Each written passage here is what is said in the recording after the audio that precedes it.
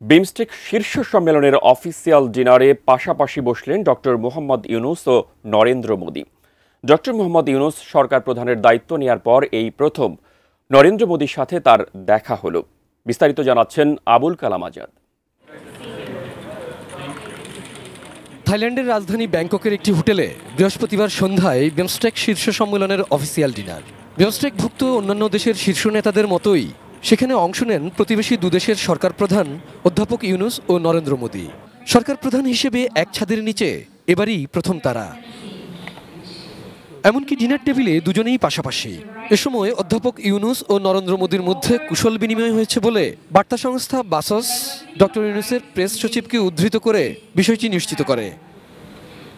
Doctor Yunus অন্তর্বর্তী সরকারের দায়িত্ব নেওয়ার পর ভারতের প্রধানমন্ত্রী নরেন্দ্র মোদির সাথে আর দেখা হয়নি।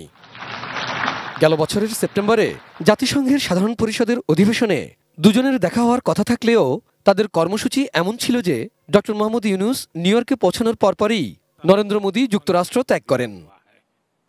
Abul Kalam Azad, ATN news, Dhaka.